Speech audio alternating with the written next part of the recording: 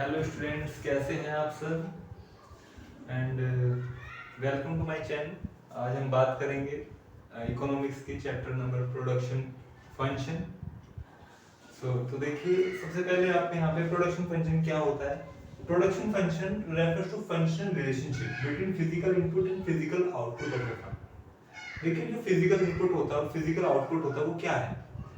Physical input का मतलब होता है कि आपने कोई जमीन ली या कुछ भी आपने कोई सामान खरीदा और कोई भी आपने उस चीज को किसी आपने ऐसी चीज में कन्वर्ट कर दिया जो बहुत ही यूजफुल है।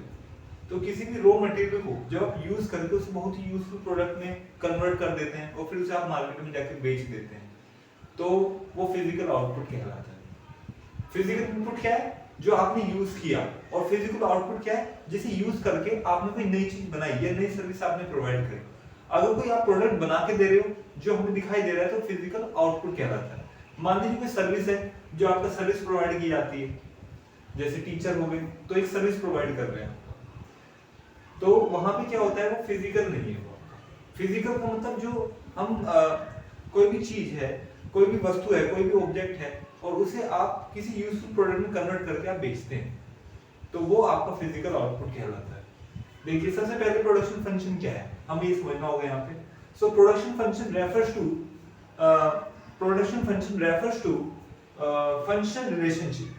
ये क्या है? एक तरह की फंक्शनल रिलेशनशिप।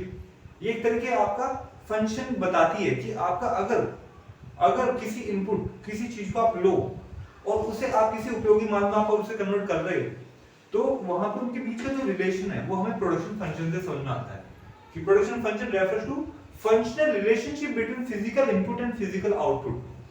तो देखिए, of a firm production function said that physical output of a firm depends on its physical inputs। जो प्रोडक्शन फंक्शन होता है वो इसके फिजिकल इनपुट्स पर ही डिपेंड करता है। तो ये आपका क्या कहलाता है? प्रोडक्शन फंक्शन कहलाता है। उसके बाद यहाँ पे एक बहुत मोस्ट इंपोर्टेंट आपका टॉपिक है लॉ ऑफ वेरिएबल। उससे पहले देखिए, अगर मैं आपको बात करूं फिजिकल इनपुट की, तो उसमें हम क्या बताते हैं? फंक्शनल रिलेशनशिप बनाते हैं।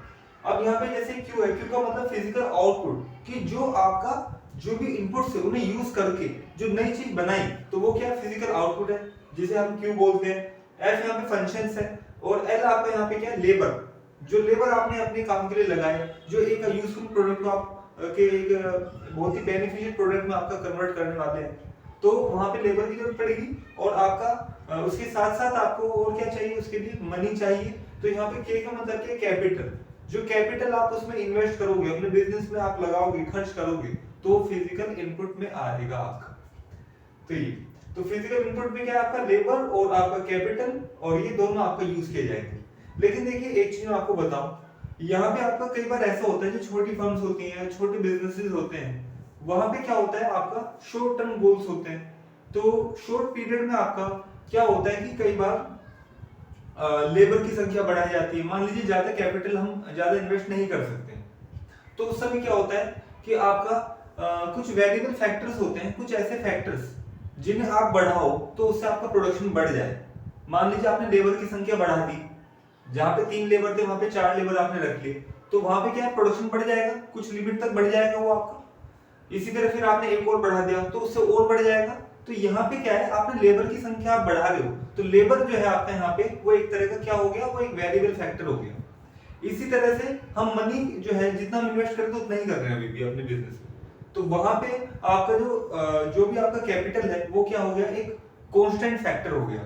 तो यहाँ पे दो तरह के फैक्टर्स आपके काम करते हैं, एक तो होता है आपका वेरिएबल फैक्टर और एक होता है कांस्टेंट फैक्टर। तो देखिए, यहाँ पे लो वेरिएबल प्रोपोर्शन क्या बताता है? Law of variable proportion state that as a firm combine more and more unit of variable factor with given quantity of constant factor.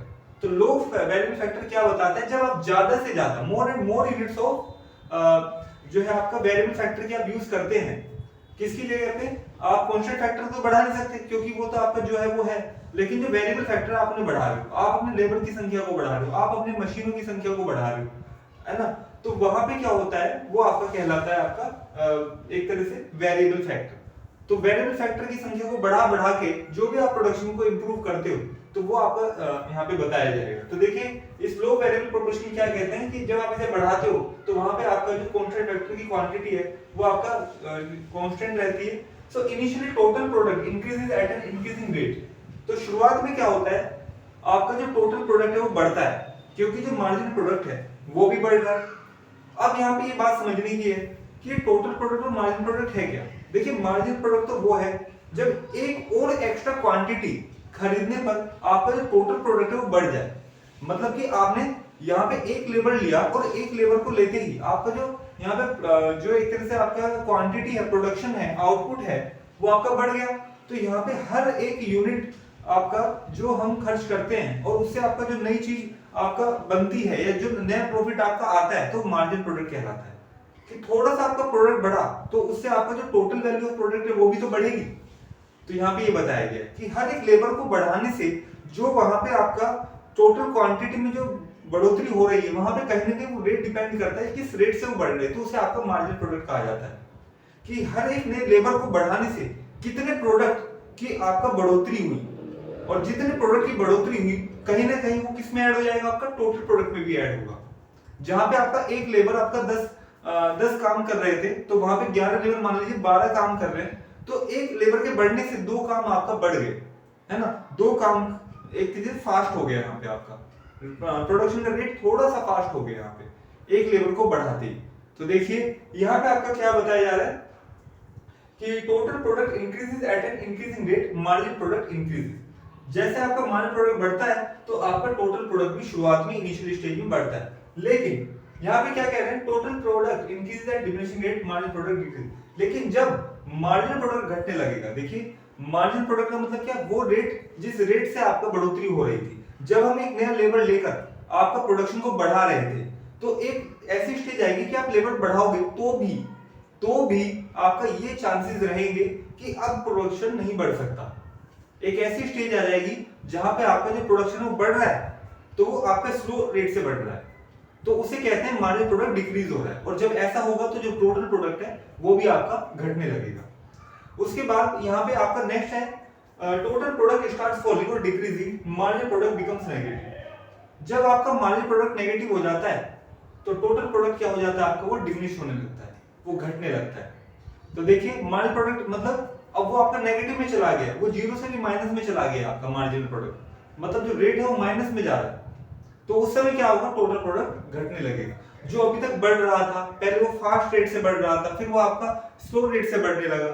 अब क्या हुआ, जैसे आपका मार्जिनल प्रोडक्ट नेगेटिव में गया तो आपका जो टोटल प्रोडक्ट है वो भी घटने लगा। तो यही आपको यहाँ पे बताया जाता है law of variable proportion. So low variable proportion में आपका एक पॉइंट होता है पॉइंट ऑफ इन्फ्लेक्शन। जब आपका एक काफी स्पीड से जो शुरुआत में आपका जो टोटल प्रोडक्ट बढ़ता है तो एक पॉइंट ऐसा आता है जहां पे कर्व चेंज हो जाता है। और वो कब होगा, वो तब होगा जब मार्जिनल प्रोडक्ट आपका क्या होगा, वो बढ़ तो रहा है लेकिन वो स्लो रेट से बढ़ रहा है। तो जो मार्जिनल प्रोडक्ट है एक तरह से वो आपका क्या है, घटने लगा है, डिमिनिश होने लगा है। और जब घटने लगेगा तो टोटल प्रोडक्ट है वो आपका स्लो रेट से बढ़ने लगेगा। तो उस समय क्या होता है, एक पॉइंट ऑफ इन्फ्लेक्शन आता है कि कर्व चेंज हो गया है। जैसे कि मैं आपको बताता हूं, देखिए